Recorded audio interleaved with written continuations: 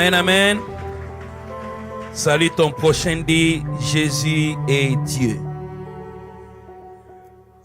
Nous pouvons nous asseoir.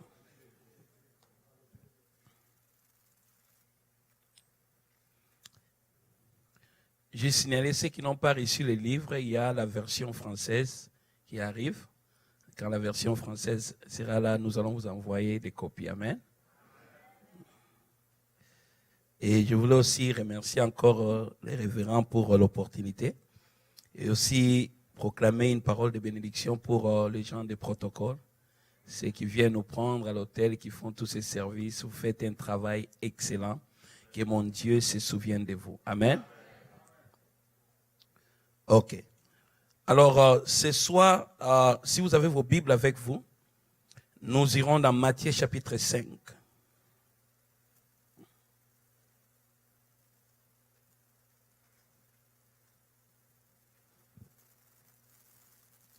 Matthieu chapitre 5.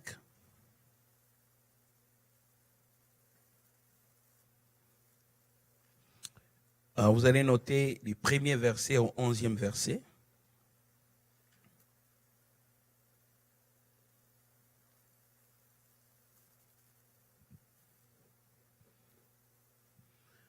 Nous allons lire la parole de Dieu. Voyant la foule, Jésus monta sur la montagne et après qu'il se fut, j'ai dit Matthieu combien? Non, sorry, Luc 5. Je ne veux pas prêcher les 8 béatitudes aujourd'hui. Luc chapitre 5.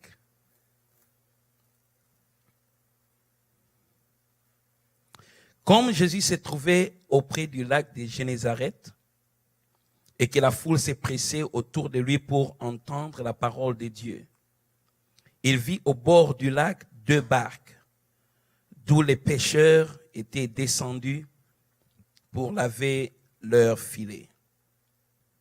Souligner laver leurs filets. Il monta dans l'une de ces barques qui était à Simon et il le pria de s'éloigner un peu de terre. Puis il s'assit et de la barque il enseignait la foule. Lorsqu'il eut cessé de parler, il dit à Simon, avance en pleine eau et jetez vos filets pour pêcher. Soulignez, avance en pleine eau. Simon lui répondit, Maître, nous avons travaillé toute la nuit sans rien prendre, mais sur ta parole, je jetterai le filet. L'ayant jeté, ils prirent une grande quantité de poissons et leur filet s'est rompu. Ils firent signe à leurs compagnons qui étaient dans l'autre barque de venir les aider. Ils vinrent et ils remplirent les 2 barques au point qu'elles enfonçaient. Aujourd'hui, juste une petite parenthèse. Quand j'étais en train de revoir, de méditer ces chapitres, il y a une chose, si vous voyez là-bas, Jésus au verset 2, il y avait là des barques. Il vit au bord du lac 2 barques. Jésus vit au bord du lac 2 barques. Mais quand il veut travailler, il choisit une barque, n'est-ce pas? Il entre dans l'autre barque. Mais par après, quand les autres étaient bénis, l'autre barque qui semblait être oubliée a aussi participé à la bénédiction.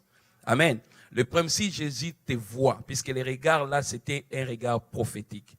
Quand il a vu les 2 barques, il a choisi de commencer avec une barque, mais l'autre était aussi dans son plan.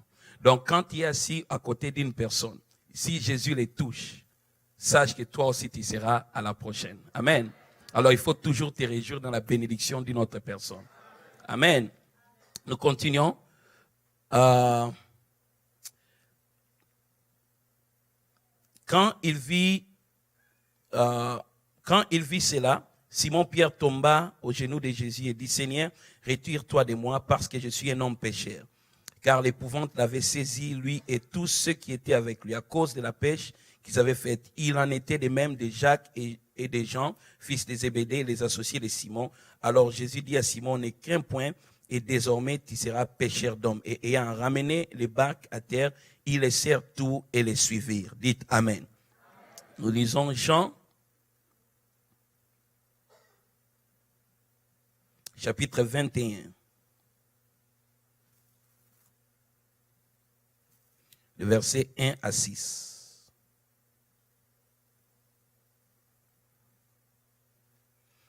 Jean chapitre 21, verset 1 à 6. Nous lisons la parole de Dieu. Après cela, Jésus se montra encore aux disciples sur les bords de la mer de Tibériade. Et voici de quelle manière il se montra. Simon-Pierre, Thomas appelé Didyme, Nathanaël de Cana en Galilée, les fils de Zébédée, Jean et Jacques, et deux autres disciples de Jésus étaient ensemble. Simon-Pierre leur dit, je vais pêcher. Ils lui dirent, nous allons aussi avec toi. Ils sortirent et montèrent dans une barque. Et cette nuit-là, ils ne prirent rien. Le matin étant venu, Jésus se trouva sur le rivage, mais les disciples ne savaient pas que c'était Jésus. Jésus leur dit, enfants, n'avez-vous rien à manger? Ils lui répondirent, non. Il leur dit, jetez le filet du côté droit de la barque et vous trouverez. Ils le jetèrent donc et ils ne pouvaient plus le retirer à cause de la grande quantité de poissons. Alors les disciples que Jésus aimait, c'était Jean lui-même, il s'écrit pour lui-même qu'il était aimé de Jésus. Amen. A dit à Pierre, c'est le Seigneur. Et Simon-Pierre, dès qu'il eut entendu que c'était le Seigneur, mit son vêtement et sa ceinture, car il était nu, et se jeta dans la mer. Amen. Un dernier passage, Matthieu 4.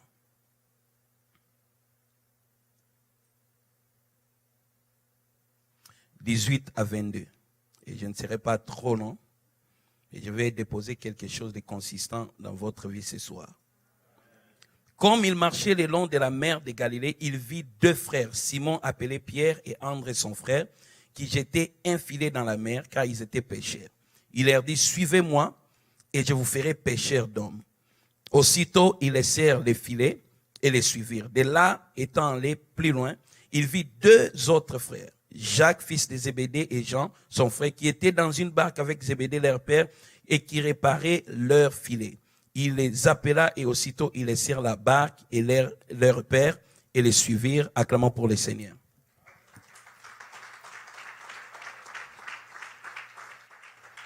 Alors, le thème de mon message ce soir, j'ai cherché un bon thème, mais comme je suis en train d'écrire un livre sur ce message, alors je vais donner le thème de mon livre, ok? Comment attraper les gros poissons dans la vie? Amen. Comment attraper les gros poissons dans la vie. OK? Puisqu'en fait,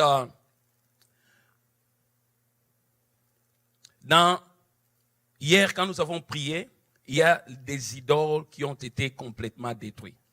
Vous croyez en cela? Qui croit en cela? Les idoles de vos pères ont été complètement détruites. Les idoles de vos ancêtres ont été complètement détruites. Amen. Vous devez seulement maintenir la confession de la foi. La Bible, dans le livre d'Hébreux, nous demande de maintenir la confession de la foi. Pourquoi? Puisque Jésus-Christ est présenté dans Hébreux comme étant le souverain sacrificateur de notre confession. C'est-à-dire, ce qui sort de ta bouche, c'est ce que lui prend, il entre avec dans la présence de Dieu. C'est ta confession qui détermine ce que tu vas expérimenter dans la vie. Parce que l'ennemi, de temps en temps, de temps à autre, il semble revenir encore pour t'attaquer, pour te dire que tu ne peux pas réussir à cause des péchés de tes ancêtres. Tout ce dont tu peux lui dire, mes péchés ont été pardonnés et à cause de cela, j'ai le commandement de Christ de marcher comme jamais auparavant. Amen. Alors, vous devez garder cette confession dans votre vie. Maintenant, dans le combat spirituel, il y a deux facettes. Jésus-Christ a dit, tout ce que tu lieras et tout ce que tu délieras. Donc, il y a une dimension où nous lions les œuvres de l'ennemi, mais il y a une autre dimension où nous libérons les vertus de Dieu, nous libérons notre destinée. Amen. Donc, vous chassez Satan et vous remplacez cette vide avec les choses qui appartiennent à votre destinée. Amen. Puisqu'il y a des grandes choses que vous êtes appelés à accomplir sur cette terre. Alors, ne mourrez pas comme tout autre humain. Vous devez accomplir complètement votre destinée. Dites Amen avec moi. Alors, dans cette dimension, dans cette saison de votre vie, vous devez commencer maintenant à exercer votre foi. Parce que la foi sans les œuvres est une foi morte. Le problème avec nous les chrétiens du temps présent est que nous avons du mal à translater, écoutez-moi très bien, les vérités qui nous sont proclamées, enseignées dans notre vie de tous les jours. Vous voyez ici, quand nous venons, nous prions, le pasteur, le bishop proclame la parole, nous recevons cette parole, nous disons Amen, nous déclarons cette parole.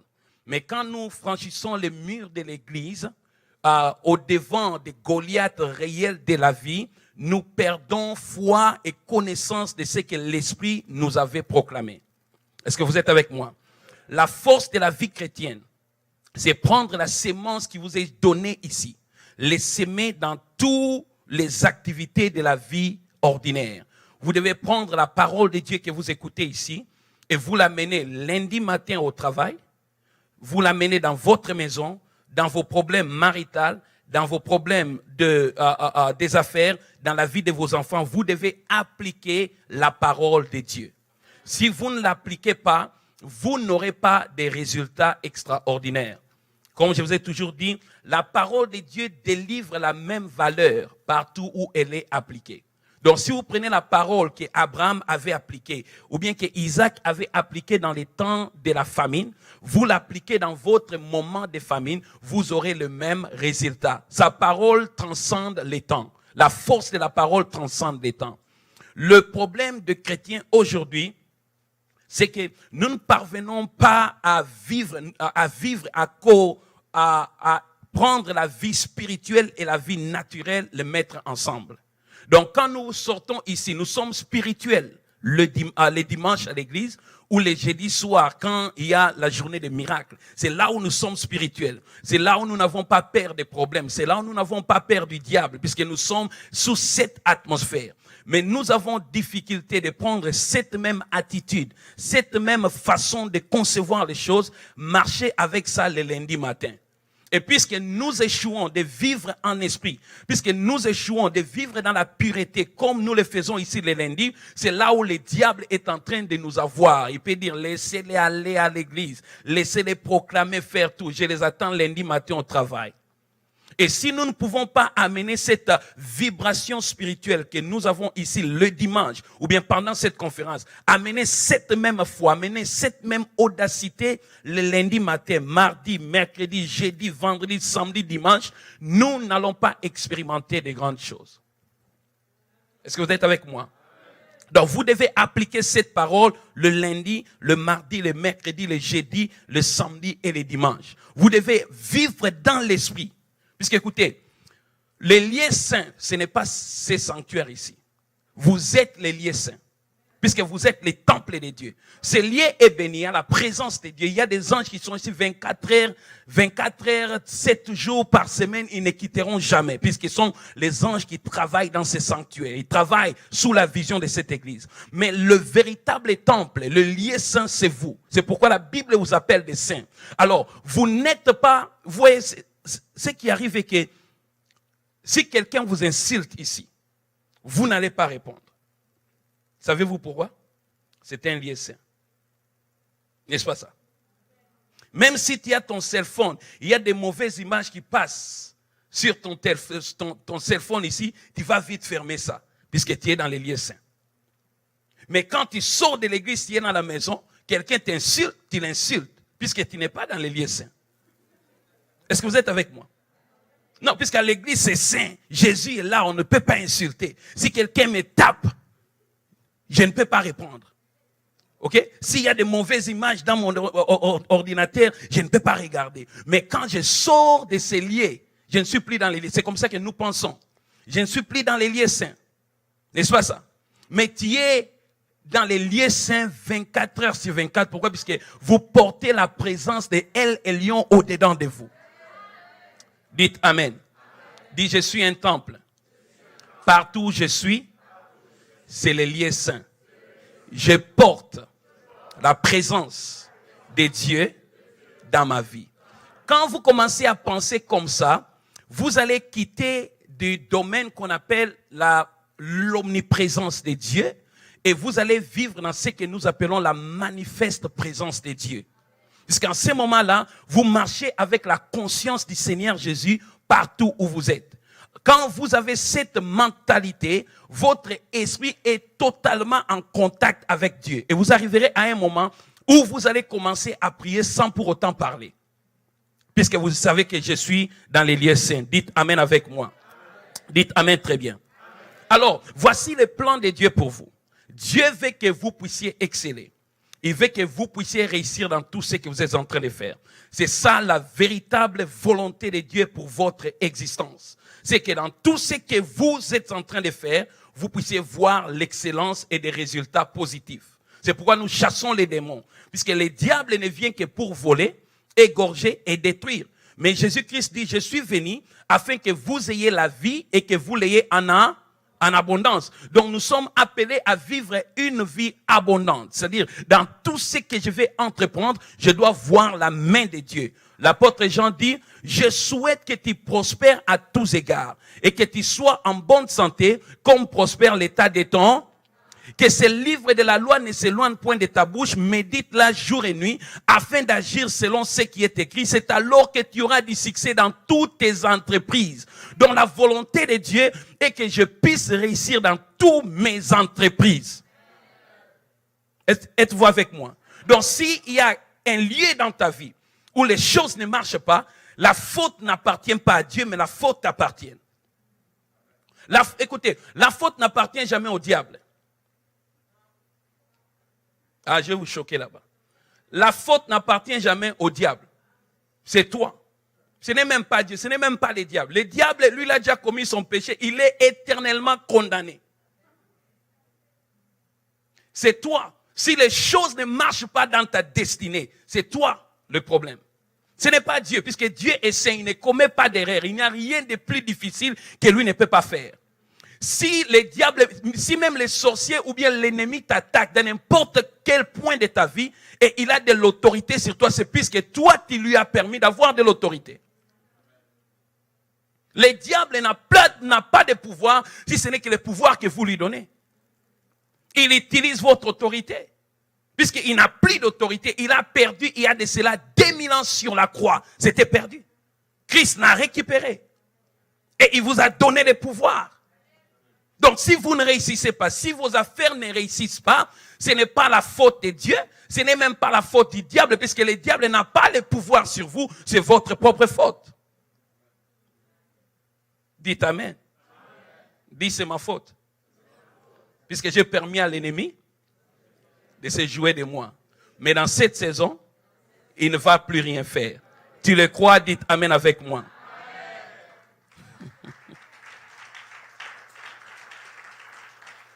Alors, dans l'histoire que nous avons lue, il y a un grand mystère. La Bible nous présente 2 pêches miraculeuses. OK? Dans ces 2 pêches, il y a des choses parallèles qui se passent. La première pêche, c'est avant la mort de Christ. La deuxième pêche, c'est après la résurrection de Christ. Dans les 2 pêches, les pêcheurs ont travaillé toute la nuit. Ils n'ont rien attrapé. Et le matin, Jésus vient.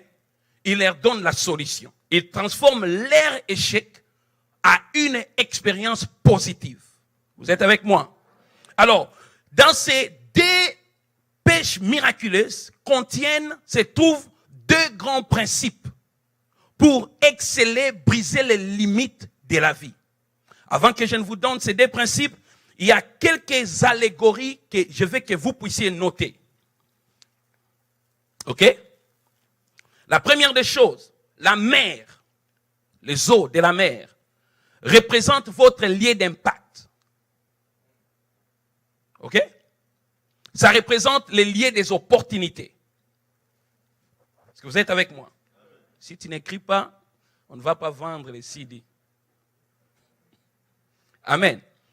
La mer représente les lieux de votre impact. Ça représente les places des opportunités. Tout homme, écoutez-moi très bien, tout enfant de Dieu, je ne parle pas de ceux qui ne sont pas sauvés, tout enfant de Dieu a été oint par Dieu pour avoir de l'impact dans la vie.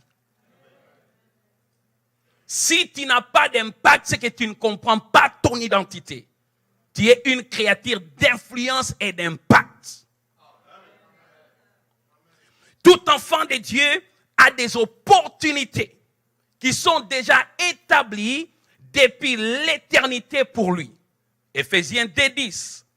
Nous sommes son ouvrage, ayant été créés en Jésus-Christ pour de bonnes œuvres que Dieu a préétablies d'avance pour que nous puissions y marcher.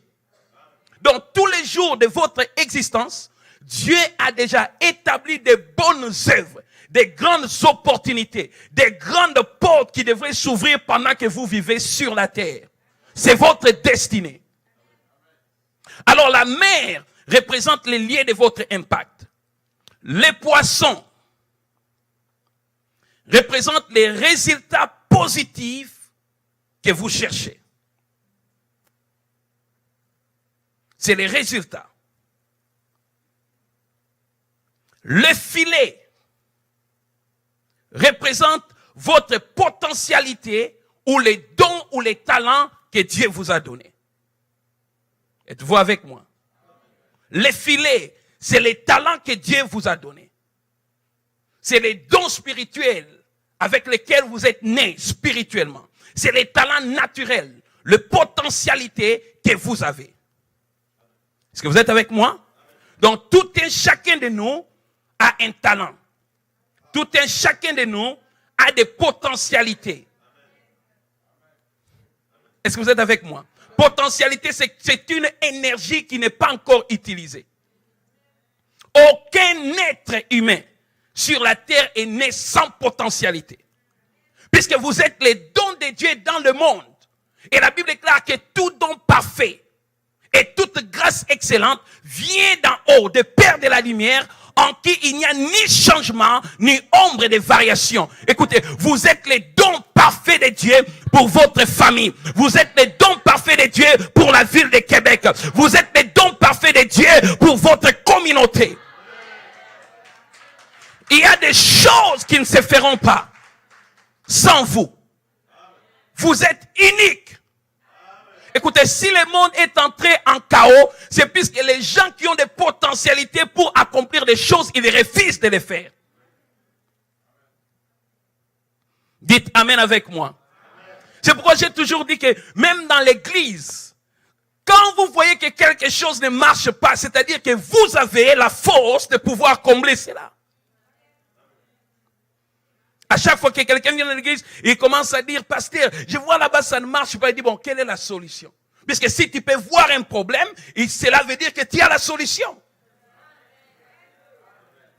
Les bâtisseurs, ce sont les gens qui ne voient pas seulement les problèmes. Ce sont plus de fois les destructeurs. Les vrais bâtisseurs qui ont le cœur de bâtir, ils voient les problèmes puisqu'ils ont vu une solution quelque part. Il y a des gens qui ne voient que les erreurs. Ils ne voient rien de bien. La chorale a mal chanté.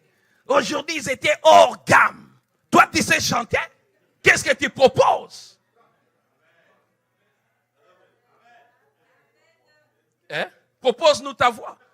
Il ne connaît même pas sa voix. Il va vous dire que non, il chante. Ma voix, c'est gamme 5. Qui n'existe même pas. Est-ce que vous êtes avec moi? Tout homme a une potentialité.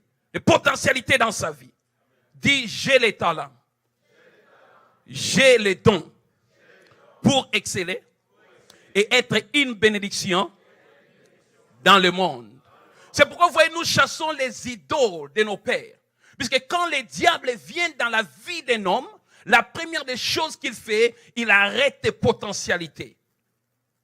Nous avons fait la délivrance d'un frère où l'ennemi disait, cet homme, il devrait être fort dans le monde. Nous avons vu son étoile. Quand il naissait, nous avons vu son étoile. Et nous avons arrêté son étoile. Et ils disent, nous avons pris son mariage, on l'a caché sous les eaux. Nous avons pris sa richesse. Il dit, dans le monde spirituel, il est riche, mais on l'a arrêté. Mais ce diable était menteur, puisque hier, quand nous avons prié, ces idoles ont été complètement détruites. Et tout ce que le diable a volé de votre vie, il a restitué cette fois au nom de Jésus-Christ. Si tu dis 3 amen, tu les reçois encore ce soir. Alors, il y a 3 scènes qui se passent aussi. Ok? Suivez-moi très bien. Quand Jésus s'approche de ses péchés, il trouve ces pêcheurs en train de faire 3 choses. OK? Le premier groupe lavait leurs filets. Le deuxième groupe jetait leurs filets. Le troisième groupe réparait leurs filets. OK? Nous avons dit que les filets sont les potentialités. Maintenant, je vais commencer. Laver les filets était un signe de désespoir. Puisqu'ils avaient pêché toute la nuit. Ils n'ont rien attrapé. Ils ont travaillé et ils n'ont rien attrapé. Et le matin, c'était l'heure où on ne peut plus pêcher. Alors, qu'est-ce qu'ils ont fait? Pierre et ses amis, ils ont lavé leurs filets. C'était un signe de désespoir. Après avoir travaillé beaucoup d'années, après avoir investi ton argent dans des affaires, après avoir essayé de faire le business ici et là-bas, il y a seulement des résultats négatifs qui arrivent dans la vie. Après avoir essayé de bâtir une bonne maison, une bonne famille, un bon mariage, après avoir essayé de lever de très bons enfants, tu te retrouves que les choses ne marchent toujours pas. Et il y a des gens qui sont arrivés dans la position, dans une dimension de leur vie où ils lavent déjà leur filet. Ils ont perdu tout espoir de vivre. Et vous allez savoir que vous lavez votre filet. Cela ne dépend pas de l'âge. Quand vous vivez votre vie seulement pour payer l'électricité, payer la maison, payer la voiture, avoir à manger et c'est fini. Vous êtes en train de laver les filets de votre vie. Vous allez savoir que vous êtes en train de laver les filets quand vous avez abandonné les rêves de votre vie que Dieu vous avait donnés. Il y a des gens qui avaient des grands rêves, des visions extraordinaires. Mais à cause des événements de la vie, ils sont arrivés à un point où ils ont dit, jamais encore, je ne vais plus le faire, j'abandonne. Il lave les filets de sa vie. Il avait les filets pour les déposer et rentrer. Il y a des gens à cause des séparations atroces. Ils ont abandonné leurs filets. Regardez très bien dans la Bible. Quand Abraham se sépara de son neveu Lot, la Bible déclare qu'Abraham était abattu, les gens ne savent pas, puisqu'il était sur une terre étrangère. Il n'avait pas d'autre personne, sa femme ne pouvait pas donner naissance. Lot était son neveu, il était devenu comme un fils à Abraham. Il avait investi toute sa vie dans ses garçons. Mais quand ils arrivent vers Canaan, cet homme, ce garçon, il avait aussi accumulé beaucoup de biens, qu'il a commencé à s'opposer à son père. Parce qu'Abraham, c'était un père, puisque le père d'Abraham, Terah, avait 3 fils. Il y avait Abraham qui était le fils aîné. Il y avait Nachor qui était le second et Haran. Haran mourit devant la présence de Dieu. C'était lui qui était le père de Lot. Et quand Dieu appela Abraham à aller dans Canaan, Abraham prit ses garçons puisque sa femme était stérile, ne pouvait pas donner naissance. Lot était devenu un fils. Mais au temps de l'accumulation des biens, la Bible déclare que Lot et ses serviteurs commencèrent à s'opposer à Abraham. Faites attention, quand vous êtes un fils spirituel et que Dieu commence à vous élever et que l'onction de Dieu commence à descendre sur votre vie, de vous lever contre votre père. C'est une malédiction qui nous amène tout droit vers la plaine de Sodome. Aujourd'hui, Dieu m'a béni. Et il est en train de me bénir, continue à me bénir. J'ai un père spirituel qui est en Afrique, qui n'a presque rien. Mais jamais dans ma vie, jamais quand mon père m'appelle, je ne le réponds pas. Même si c'est à 2h, 3h, je l'appelle papa. Quand il me dit, j'ai besoin de ça, je dois faire tout pour accomplir. Parce que Dieu m'a dit, la bénédiction ne descend pas du père spirituel à l'homme. Ça transcende toujours un père spirituel.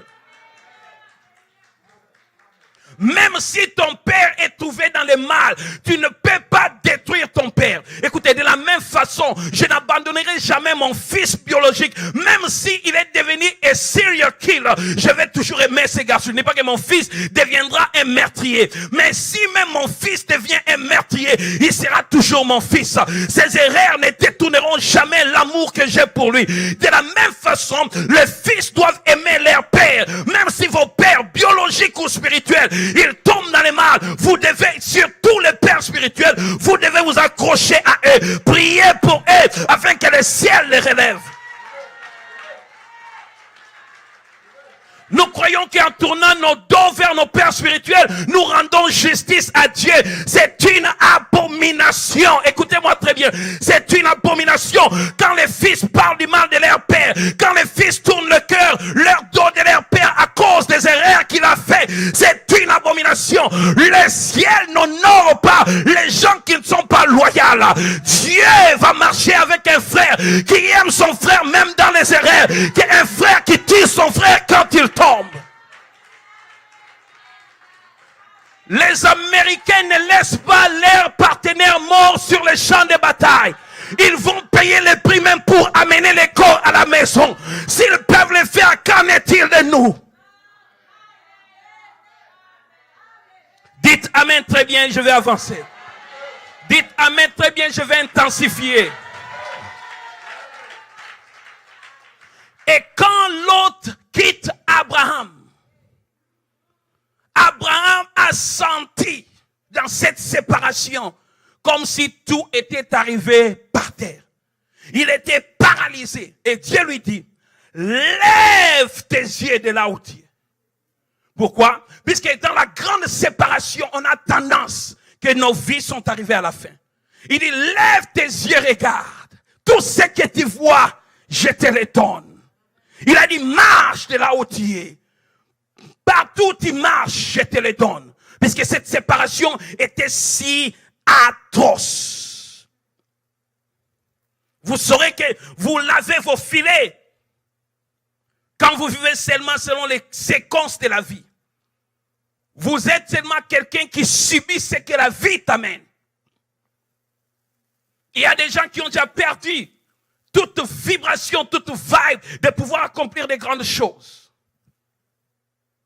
Ils n'ont plus la vision de la vie. J'étais choqué un jour dans mon église. J'ai demandé à Dieu, qu'est-ce que vous voyez dans 5 ans et dans 10 ans dans votre vie? Et beaucoup de gens n'ont aucune vision. Ils n'ont rien qu'ils ont projeté de devenir. Et quand vous n'avez pas encore planifié l'avenir, vous avez déjà planifié d'échouer. La vie est dynamique, elle n'est pas statique. La vie continue à opérer. L'heure continue à passer. Ils avaient l'air filé. Ils ont perdu tout espoir. Il y a des gens dans cette salle, le Seigneur m'a dit, ils vivent mais ils ne vivent plus. Ils ont perdu tout espoir.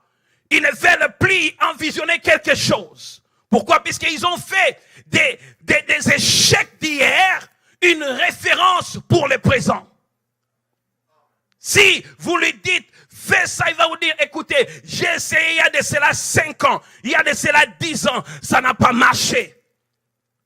Ils sont tellement enfouis dans leur passé, dans les échecs d'hier, qu'ils ont peur aujourd'hui d'essayer. J'ai une bonne nouvelle pour vous ce soir. J'ai dit, j'ai une bonne nouvelle pour vous ce soir. Jésus vient au bord de la rivière. Pendant qu'elle sortait, pendant qu'ils étaient à leur fin, Jésus venait commencer son œuvre. Puisqu'il est toujours le commencement de notre fin. Il n'y a jamais eu de fin avec lui. Là où l'homme est arrivé à la fin, c'est là où Dieu commence. On dit que notre extrémité, notre proximité, notre extrémité, notre fin, c'est toujours le commencement de Dieu. Il commence là où toi tu t'es limité. Écoutez, j'ai découvert une chose. Il y a des prédicateurs qui disent que l'échec n'est pas un mot de Dieu, que l'échec n'est pas dans les dictionnaires de Dieu. Mais moi, j'ai trouvé que l'échec est dans les dictionnaires de Dieu. Mais seulement dans les dictionnaires de Dieu, sa définition est différente comme dans les dictionnaires des hommes. Parce que chez les hommes, l'échec, c'est-à-dire tu es arrivé à la fin. Mais chez Dieu, l'échec, c'est une redirection divine vers une opportunité nouvelle.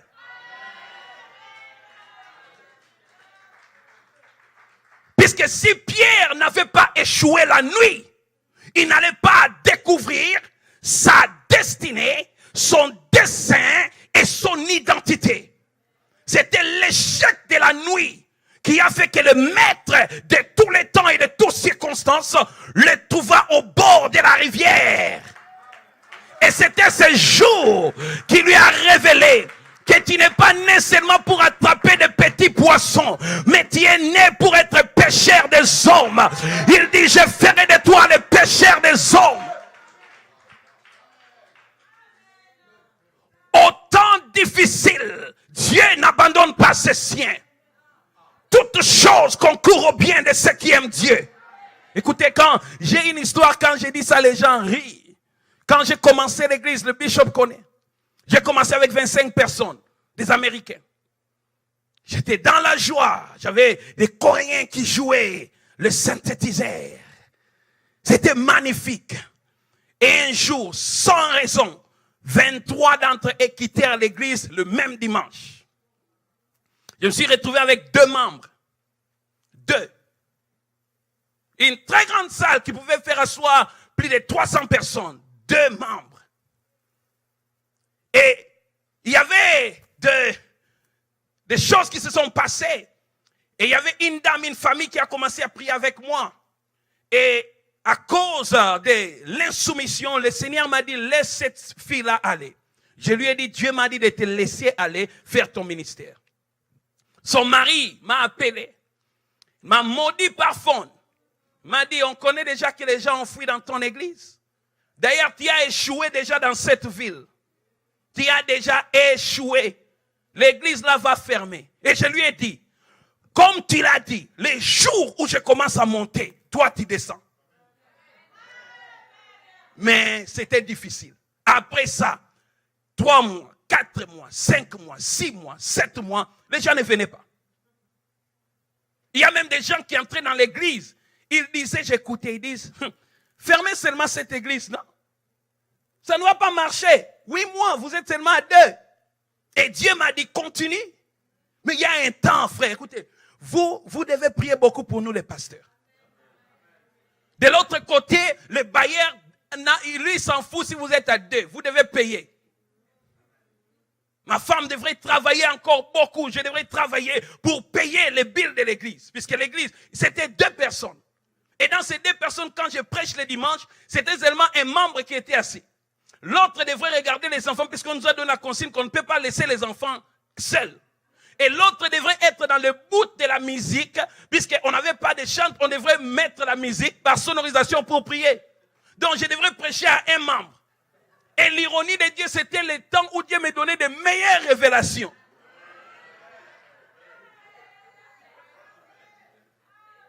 Il y a un temps, j'ai regardé ma femme. J'ai dit, nous allons quitter la ville. Nous allons fuir à Houston. Non, j'ai dit ça. J'ai pensé déjà comment fuir. Et ce qui était encore grave, dans la salle où on se louait, on nous a chassés. Nous sommes partis louer dans un hôtel. On ne parvenait pas à payer. Nous sommes rentrés dans la maison. J'ai dit à ma femme, je pars à Houston. Je pars à Houston, à 4 heures de Dallas. Une belle ville. J'arrive là-bas, je regarde la ville et dis non, moi je vais fuir. Et quand je rentre, un jour la nuit, pendant que je me préparais pour fuir, la voix de mes ennemis, le monsieur qui m'avait dit que tu as échoué, sa voix a commencé à parler encore dans mon esprit. Il a dit, tu vas échouer. Et dans ma tête, je disais, si je fuis, les ennemis vont régner sur moi. Ils seront dans la joie. Mais je dois rester. Écoutez, j'ai décidé de rester. Ce n'était pas puisque le Saint-Esprit m'a dit. C'était puisque la voix de mes ennemis m'avait dit que je vais échouer. Alors aujourd'hui, quand je vois que l'église avance, j'ai dit, Seigneur, merci pour mes ennemis. Si ces gars-là ne m'avaient pas parlé mal, j'allais fuir Dallas. C'est pourquoi quand vous avez des ennemis, il ne faut pas les maudire. Si vous maudissez vos ennemis, vous allez manquer beaucoup de choses dans votre destinée. Il faut les bénir, puisque vos ennemis sont vos marchepieds vers la gloire de Dieu.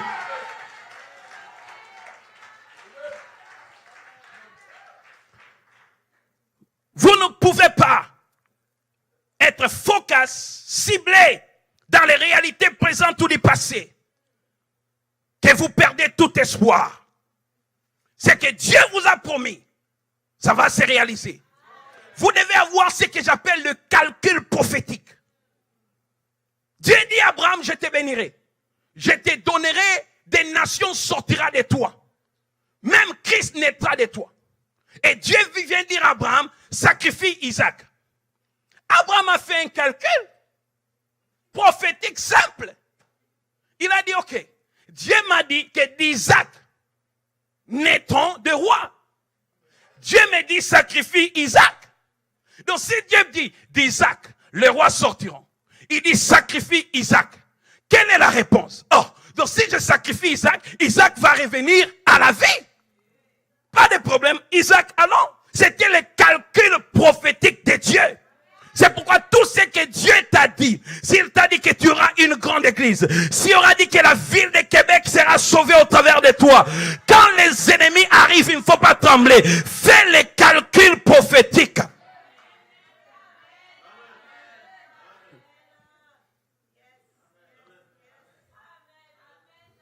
Est-ce que vous êtes avec moi?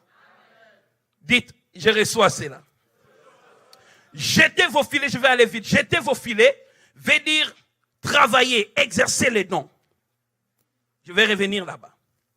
Réparer vos filets veut dire les fixer. Ok? Maintenant, voici les deux principes. Dans les deux pêches, les deux ont échoué. Mais l'échec n'était pas la fin. Dans les deux pêches, Jésus a changé le momentum. Ils ont expérimenté le miracle, n'est-ce pas? Qu'est-ce qui s'est passé? Deux principes. Dans le premier pêche, il leur dit, allez jeter vos filets en pleine eau. Dites-moi en pleine eau. Dans le deuxième pêche, il a dit, jetez vos filets du côté droit. Dites-moi du côté droit. Si vous voulez attraper des gros poissons dans la vie, la première des choses, vous devez être un homme qui vit dans la profondeur. C'est-à-dire, les hommes superficiels ne peuvent rien accomplir dans la vie. Ça, c'est le premier principe. Deuxième principe, beaucoup de gens n'attrapent pas les poissons, puisque quand Jésus a dit, jetez vos filets du côté droit, c'est-à-dire qu'ils jetaient leurs filets du côté gauche toute la nuit. N'est-ce pas ça? Donc, il fallait choisir le bon côté pour exercer son don, le bon côté pour jeter son filet. Donc, généralement, les gens ne réussissent pas dans la vie, puisque, ils sont superficiels. Deuxièmement, puisqu'ils ont le don, les capacités, mais ils ne savent pas où exercer leur don. N'est-ce pas ça? Commençons avec le premier. Allez en profondeur.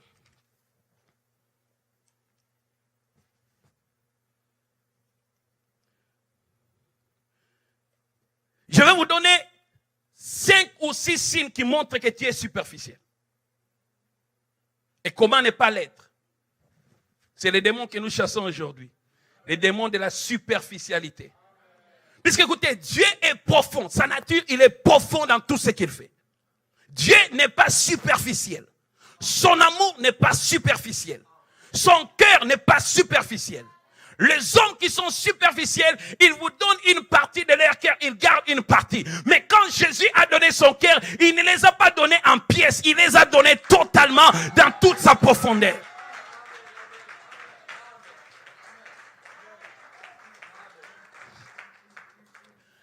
Il faut éviter les gens qui sont superficiels.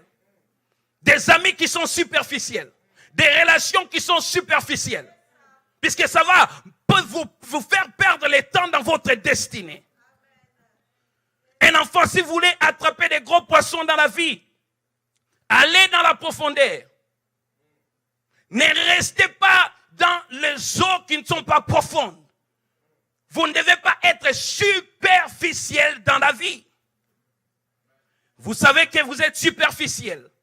Premièrement, quand il n'y a pas la préparation pour ton don. Les gens superficiels ne se préparent pas pour le lendemain. Ils ont les dons. Écoutez, les dons, ce n'est qu'une liabilité pour l'excellence. C'est une chose que Dieu t'a donnée. Michael Jordan a dit que quand il était étudiant, il y avait des gens qui étaient plus meilleurs que lui. Il était en train de les envier. Alors, puisqu'il savait qu'il voulait être le grand, il s'est décidé de se préparer pour la grandeur.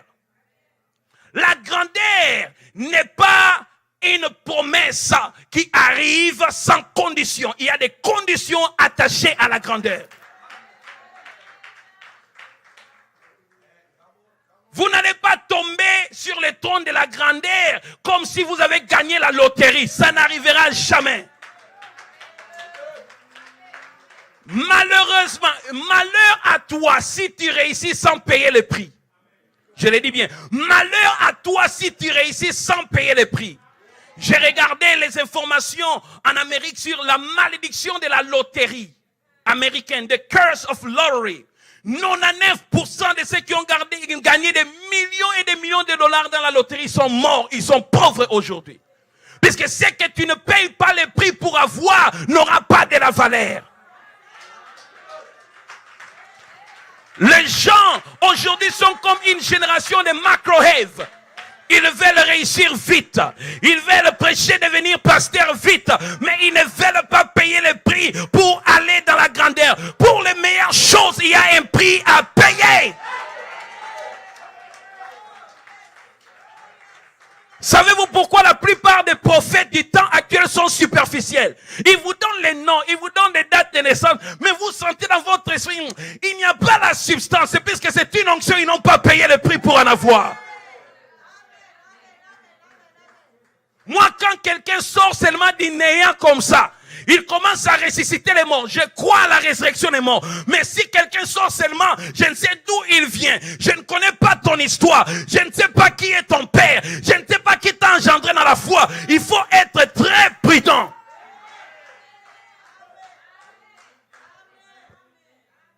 Il ne se prépare pas. Il veut être un grand musicien. Il ne se prépare pas. Il veut être un grand prédicateur. Il ne se prépare pas. Il veut avoir de grandes affaires. Il ne se prépare pas. Il me reste seulement 10 minutes.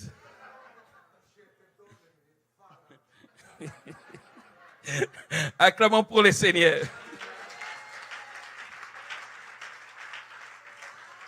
Amen. La préparation est très importante dans tous les domaines.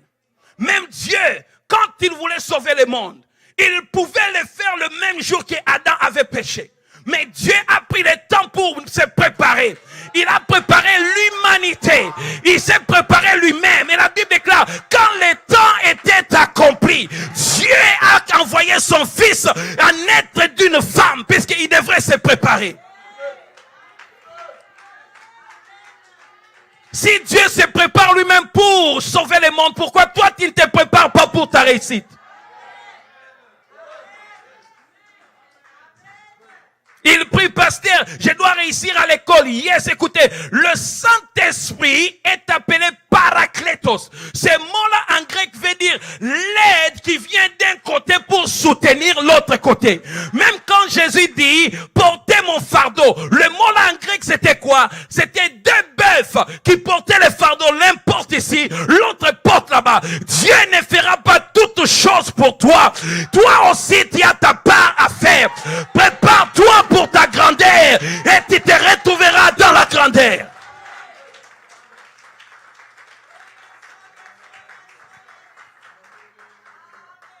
Vous allez savoir que vous êtes superficiel si vous ne vous préparez pas. Vous dormez toute la nuit pendant que les autres travaillent. Vous partez dans des fêtes toute la nuit pendant que les autres étudient. Vous êtes sur Facebook et WhatsApp 4 heures du temps pendant que les autres sont en train d'investir leur temps à devenir ce que Dieu leur a montré de devenir. La grande malédiction dans la vie des chrétiens ne vient pas des sorciers. Les chrétiens se maudissent eux-mêmes.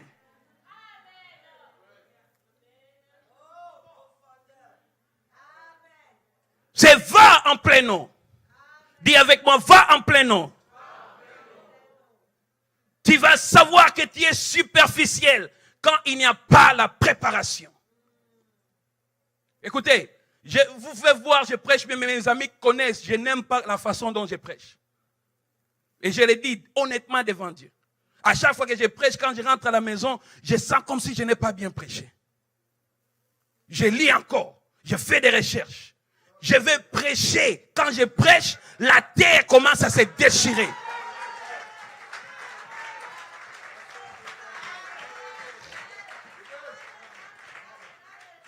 Un homme grand n'est pas satisfait de ce qu'il a accompli aujourd'hui.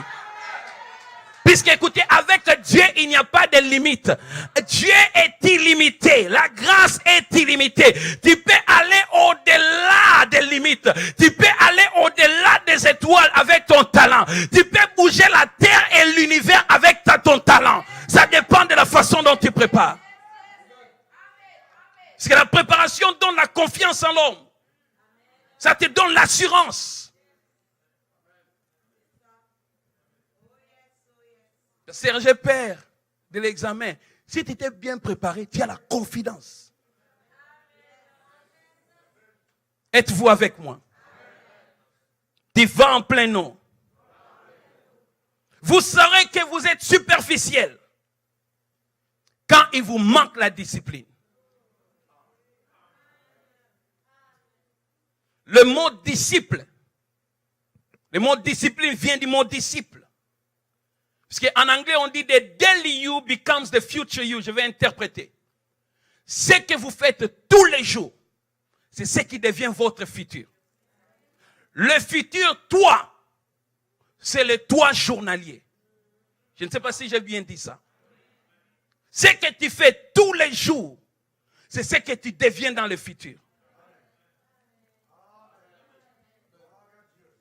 La discipline est très importante. Dieu est discipliné dans tout ce qu'il fait. Il est ordonné, c'est un Dieu d'ordre. Les gens n'ont pas la discipline, ils n'ont pas le temps de répéter, d'apprendre. Écoutez, il y a un homme, le plus grand instrumentaliste de tous les temps, j'ai oublié son nom. Il répétait la même note plus de 1000 fois. Écoutez, les gens qui réussissent dans le monde, les riches, tous les riches, ils ont la même discipline. J'ai mon beau-frère qui a beaucoup d'argent. Il a une discipline. Quand il est venu me voir en Amérique, il part au lit tous les jours à 20h. Où qu'il soit, si c'est 20h, il est au lit. Il se réveille tous les jours à 3h30. Il fait le sport tous les jours pendant 1 heure. À 6h, vous le trouvez assis à la même place, en train de lire le journal du jour.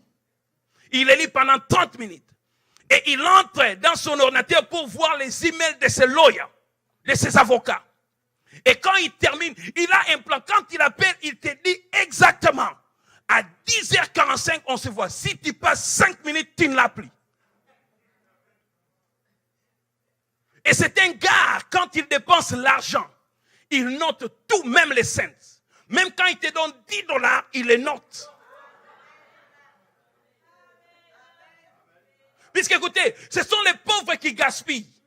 Les riches ne gaspillent pas. C'est quand on est pauvre, on a $10,000, on veut tout acheter. Ils n'ont pas la discipline en matière d'argent. Ils n'ont pas la discipline en n'importe quoi. Ils vivent une vie en désordre. Ils sont superficiels. Il dort à 3h. Il se réveille à 13h. Lundi. Mercredi, il dort à minuit. Il se réveille à 9h. L'autre jour, il dort à 6h. Il se réveille à 16h. Qu'est-ce que tu vas accomplir dans la vie? Avant de chasser les diables, toi commence vraiment à réparer aussi ta vie.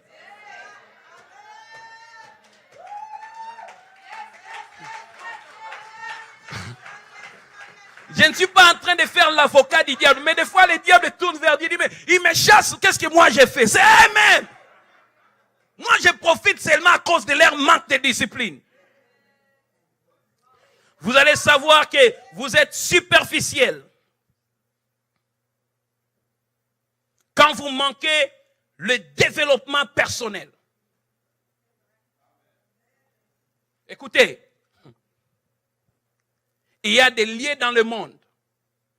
Vous n'entrerez pas si vous n'avez pas un niveau de connaissance. Puisque dans le monde, la connaissance augmente. Le monde n'aime plus les gens superficiels. C'est pourquoi quand vous avez fait l'option commerciale, je ne sais pas comment vous appelez ça à l'université, il y a des compagnies qui vous engagent pas, vous n'avez pas l'expérience. Le monde aime les gens qui connaissent. Daniel avait la destinée de régner à Babylone. Mais pour régner à Babylone, il devrait apprendre les langages des Babyloniens, connaître leur culture, leur art, avoir une connaissance. C'était cette connaissance qui lui a donné accès à la royauté. Et je sais que votre ministère, l'un des mandats, c'est de faire et d'élever le roi. Vous devez vous développer personnellement. Écoutez, aujourd'hui, quand je suis arrivé en Amérique, je savais que je suis écrivain. J'ai dit que si je prêche toujours en français, je n'irai nulle part. Parce que Dieu m'a envoyé en Amérique. J'ai commencé à apprendre à prêcher en anglais seul à la maison. J'ai développé mes habiletés. Puisque écoutez, je vais vous dire quelque chose. Pour augmenter, Dieu ne déposera pas en vous ce que vous n'êtes pas capable de contenir. Puisque si je prêche en anglais, la première des choses, je ferme toutes mes portes dans les églises américaines. Ils ne m'inviteront jamais. Et je vis dans ces pays des Américains, même si tu as beau les faits, quand tu ne parles pas leur langue, tu auras du mal à avoir des portes ouvertes. Alors, je devrais élargir mes capacités. Je devrais élargir cela. Donc, je dois apprendre la langue qui me donne accès à un peuple. Maintenant, je suis entre les francophones et les anglophones. L'espace de mes tentes ont été élargis. Je peux inviter les Américains avec moi. Je peux inviter les Québécois avec moi. Je peux inviter les Canadiens avec moi. Ils viendront. Puisque je parle les deux langues. Il y a des gens qui peuvent être des grands musiciens de tous les temps. Dieu leur a donné les dons, mais ils ne font rien. Dans mon église, les gens avaient les dons, ils ne font rien. Et Dieu, un jour, m'a dit, j'étais loin pour adorer. À moi. Et Dieu m'a dit, va jouer au synthé, au piano. Et j'ai appris le piano seul à la maison. Et si vous ne savez pas, très bientôt là, j'ai au moins 100 chansons qui vont sortir. Il y a des gens qui vont chanter mes chants en Amérique, en anglais. Je sais que Bishop est choqué, parce qu'il ne savait pas ça.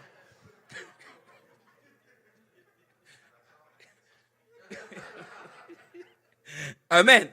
Est-ce que vous êtes avec moi? Vous saurez que vous êtes superficiel. Je l'ai dit, quand vous n'augmentez pas vos habiletés, quand vos pensées sont très limitées. Puisque écoutez, l'homme est le produit de sa pensée. Tu n'iras pas là où ta pensée n'est pas encore allée. Et vous savez que votre cerveau a une forme. Mais vos pensées n'ont pas la forme, puisque tes pensées prennent la forme que tu lui donnes. Il y a des gens qui pensent comme des pauvres. La différence entre les riches et les pauvres est que les pauvres pensent comme les pauvres, les riches pensent comme les riches. C'est la pensée, la façon dont ils pensent. C'est la pensée. Si tu te vois pauvre, tu seras pauvre. Si pour toi, chaque $100 c'est acheter un Jordan, c'est tout ce que tu feras dans la vie. Mais un riche, pour lui, $100 c'est un investissement. Il pense comment dois-je investir l'argent pour que ça devienne décent.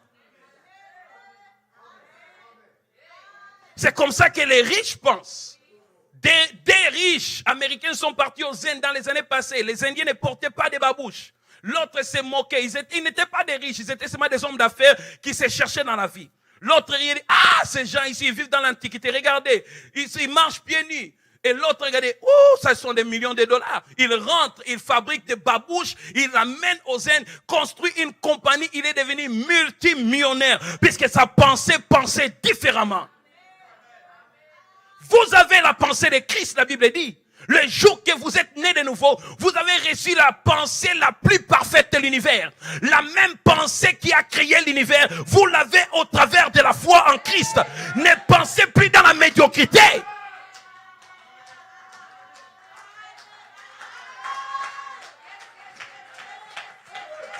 Est-ce que vous êtes avec moi?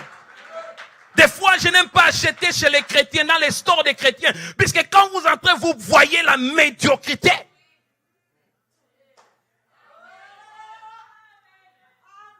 Les païens font des choses avec excellence et les chrétiens sont médiocres. Le ciel n'est pas un lieu de la médiocrité. Quand vous faites les choses, faites-les avec excellence. Puisque c'est ce que vous voyez dans vos pensées que vous projetez dans le monde. Tel un homme pense, tel il est. Tu es le produit exact de tes pensées. Pense positivement. Pense comme Jésus. Pense l'excellence.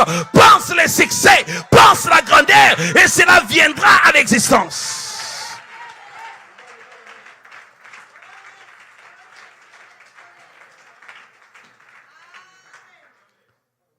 Je vais sauter puis on va clôturer.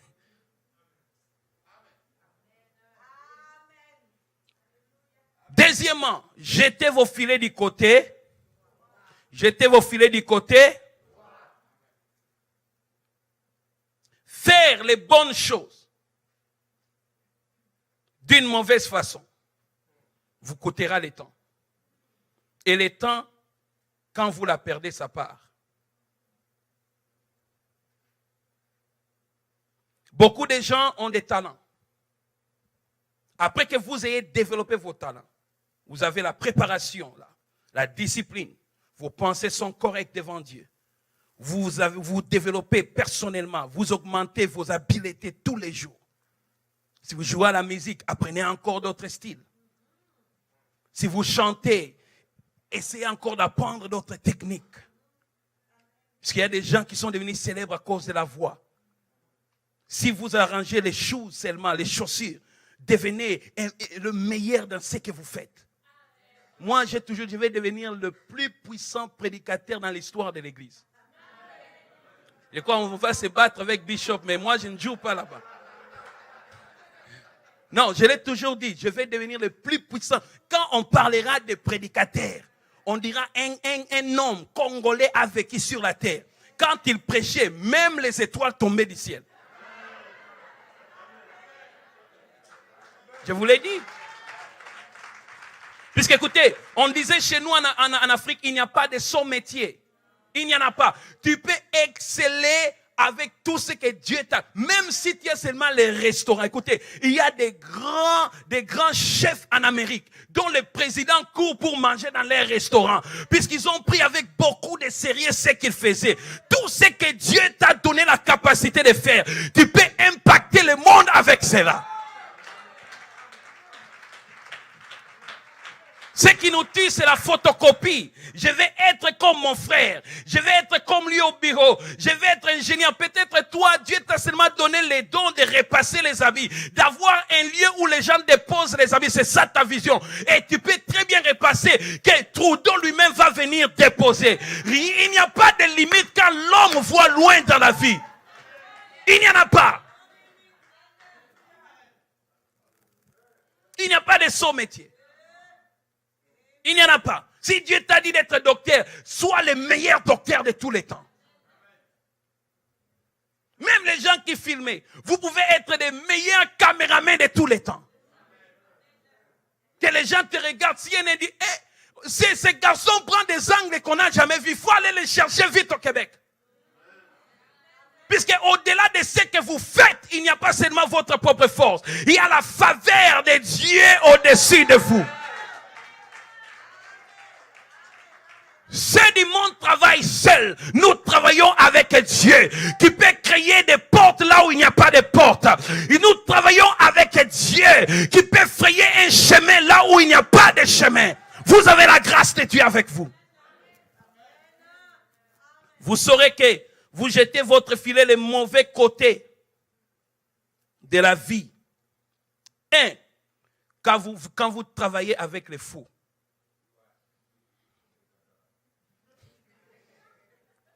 L'homme qui marche avec les sages devient sage.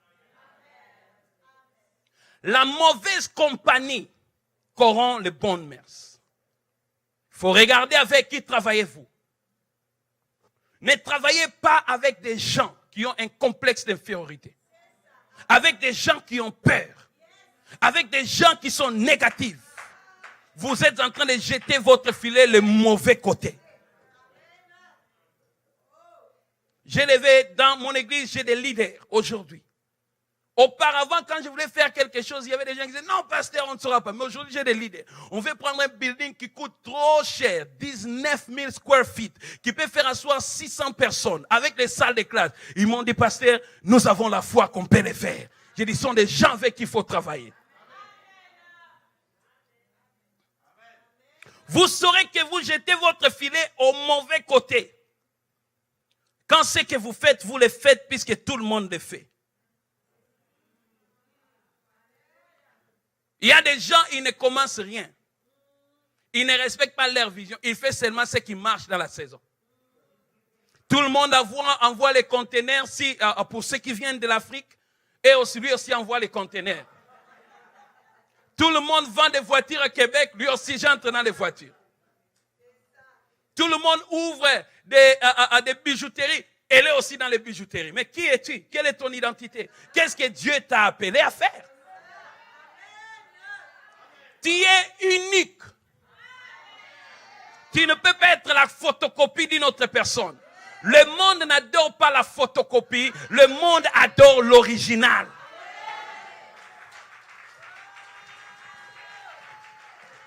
Je ne dis pas que tu ne peux pas vendre des voitures quand une autre personne le fait. Mais si c'est la vision de Dieu, quand toi tu le feras avec ta touche. Ça sera différent. Les gens qui marquent les temps et les époques, ce sont les gens qui créent, qui innovent. Écoutez, pensez à des choses que les autres n'ont pas créées. Il y a un Américain qui est aujourd'hui devenu multimillionnaire. Ces gars-là ne travaillent pas. On les critique. Il peut s'asseoir dans sa maison 10 heures du temps. Il raisonne tellement qu'est-ce qui manque. Il peut regarder cette bouteille. Il dit, les gens boivent comme ça. Qu'est-ce que je peux créer pour que cette bouteille, les gens ne boivent plus, que l'eau sort seulement, que ça entre dans la bouche. Non, c'est comme ça qu'il raisonne. Alors un jour, il était dans son truc, closet, là, on met les habits. Il regardait, il dit, il y a trop d'habits. Je peux créer quelque chose où, au lieu qu'un habit se mette comme ça, il y a même 10. Et il a créé une sorte de cintre. Donc vous mettez les habits et quand vous cliquez, les habits tombent comme ça. Donc sur une même place, c'est 10 habits. Et il est devenu millionnaire. Puisqu'il pense au-delà des hommes. Il veut faire ce qu'aucun homme n'a déjà fait. Il ne faut jamais dire que non, ça ne peut jamais se faire. Non, que personne ne te dise ça. Donc tu peux créer le business d'une entreprise de voitures. C'est comme celui qui a créé le business où vous achetez la voiture en ligne, on vient vous déposer quand vous achetez quelque chose sur Amazon. Ils ont d'ailleurs, vous-même, vous partez prendre la voiture. Ce sont des gens qui pensent au-delà. Il y a une compagnie de loan où tu donnes aux gens la bourse. Pense comment le faire au-delà. Écoutez, vous avez Dieu, le Saint-Esprit. Dis-lui, Saint-Esprit, faisons ça ensemble. Montre-moi les techniques que les gens n'ont pas. Il y a encore des formules dans ce monde, dans les affaires, dans les business, partout, que les gens n'ont pas encore découvert. Il y a des formes des écoles qui vont sortir ici au Québec. Les gens n'ont même pas pensé à cette forme d'école. C'est ça le monde. L'église va diriger le monde seulement comme ça. C'est quand nous créons, le monde suit. Nous ne devons pas les suivre. Vous êtes des fils de Dieu. Regardez dans la Bible, quand Joseph entre en Égypte, il n'y avait aucune personne qui était intelligent comme lui. Daniel, la Bible dit, il était 10 fois plus intelligent et plus supérieur que tous les sorciers de Babylone. Je déclare ce soir sur ta vie que l'onction des 10 mesures descende sur toi. Que dans ton domaine, que tu sois 10 fois plus intelligent que les fils de cette génération. Si tu reçois ça, dis, je le reçois. Au nom de Jésus. Dites Amen 3 fois. Je vais terminer puis à cause du temps. Tu vas connaître que tu jettes les filets au mauvais côté. Quand tout ce que tu fais change à cause des opinions des hommes. Dieu aime. Je ne dis pas les têtus. Être têtu et avoir la conviction, c'est deux choses différentes. Dieu aime les gens qui croient à la vision qu'il a mis dans leur cœur, ils croient tellement que les opinions des hommes ne pourront pas changer ce qu'ils pensent. Dans ce monde, il faut être fort. Parce qu'il y a tant d'opinions. À la télé, les amis, la famille. Tu dois être si convaincu de ce que tu fais que rien ne pourra t'écarter. Quand tu jettes le filet, tu utilises ton talent. Tu fais ce que tu fais, mais tu es toujours, quand les gens disent non, c'est non. Quand les gens disent oui, c'est oui, tu jettes ton filet au mauvais côté. Tu sauras que tu jettes ton filet au mauvais côté. Quand tu es en train de briser les règles, prendre des raccourcis pour réussir. La manque d'intégrité. Tricher. Il y a des gens qui aiment tricher. Il se compromet dans la vie pour avoir des résultats. Il a les dons, mais il veut aller très loin. Si c'est une fille, il se donne à une immoralité pour avoir de la place. On en a vu dans mon pays là au souvenir, la plupart des gens qui voulaient aller, et les chefs, c'est ça ce qui veut exploiter les jeunes filles qui avaient les talents. Si tu veux devenir, à avoir une position, tu dois t'ouvrir, te compromettre. Il y a des gens qui se compromettent de plusieurs façons dans la vie pour réussir. Surtout les gens qui ont les compagnies de bourses. Je ne sais pas comment vous appelez ça, bourse. Nous, on appelle ça loan. C'est bourse, non? Hein? Les prêts. Ah, ok, là, vous prenez les crédits. Ces gens-là trichent. Ils manipulent les gens. Ils imposent des choses qui sont inhumaines. Des pourcentages élevés puisqu'ils veulent aller très loin. Quand Dieu vous donne cette vision, soyez honnête. Puisque le but, ce n'est pas de devenir riche, premièrement. Le but, c'est d'impacter le monde.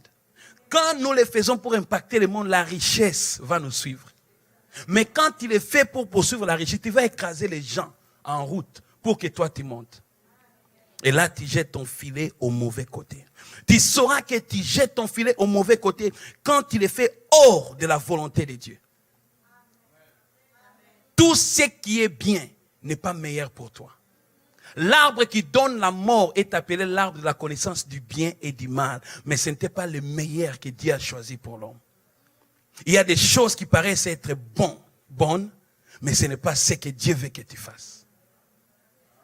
Il y a toujours la volonté parfaite de Dieu dans ta vie. Et c'est là où tu dois commencer. Si tu prendras le temps de dire, Seigneur, voici, je vais m'engager dans telle poursuite académique. Montre-moi ce que je dois faire. Je vais devenir une infirmière. Peut-être Dieu va te dire, ma fille, je ne t'ai jamais appelé à devenir une infirmière. Moi, je veux que tu sois une enseignante à l'école. Puisqu'il y a une différence entre la carrière et l'appel. On dit la carrière, hein, pour vous les francophones. Carrière, on le fait pour l'argent. Appel, c'est ce que nous sommes nés avec. Beaucoup de gens sont malheureux. Il est ingénieur, mais il est malheureux. Écoutez, il n'y a aucun travail dans le monde qui est plus meilleur que ce que j'ai fait. Pour d'autres personnes, c'est ennuyant. Pour moi, j'ai toujours dit, Seigneur, merci, puisque tu m'as choisi à être prédicateur. Il y a des gens, Dieu l'a appelé à être seulement peut-être un informaticien. Mais ça ne paye pas bien. Et il s'en va, il devient docteur. Et il est en train de tuer les gens là-bas. Puisqu'il n'aime pas ce qu'il fait. Écoutez, il y a un appel unique, il y a une potentialité unique dans ta vie. Demande à Dieu, révèle-moi, qu'est-ce que moi, tu m'as créé pourquoi? Qu'est-ce que tu m'as, parce que si tu connais ton talent, ça va. Bill Gates a quitté l'école. Il a quitté, il ne voulait pas, il dit non, ça ce n'est pas moi. Moi, lui passait, il ne lisait même pas, on a dit. Il était toujours avec son ordinateur, il cherchait à voir qu'est-ce qui ne va pas. C'était son appel, il a compris que mon appel, c'était ça. Ce n'était pas aller apprendre géographie, histoire du Congo ou quoi, des pays. Non, moi, mon truc, c'est ça. Il a respecté cet appel et il a impacté le monde et continuera à impacter le monde. Il y a des gens qui déposent leur appel et qui éclipsent leur étoile puisqu'ils courent vers l'argent. Carrière, c'est pour l'argent. Ton appel, c'est autre chose. Tu étais né avec ça. Tu es loin pour ça. Tu dois découvrir ça. Demande à Dieu. Et ce n'est pas tard. Ce n'est pas tard. J'ai trouvé un homme, il faisait beaucoup d'argent. Et il a dit non, ce n'est pas mon appel. Son appel, il a dit à ses parents, mon appel c'est de parler, public speaker. Il a dit, mais tu es fou. Il a dit, quand je me tiens devant les étudiants, je parle, je sens c'est moi. Il a laissé l'argent qu'il a payé, plus de 150 000 $, pour aller seulement commencer à demander aux universités s'il peut commencer à parler et motiver les élèves. Et il parlait tellement bien que les autres universités en Amérique, on a commencé à l'inviter. Et aujourd'hui, il fait des millions de dollars puisqu'il a suivi son appel. Deux choses. Ne sois pas superficiel. Et deuxièmement, jette ton filet au bon côté. Et tu vas attraper des grands poissons. Et ton filet ne sera pas contaminé. Et tu impacteras les mondes. Est-ce qu'on peut acclamer pour le Seigneur?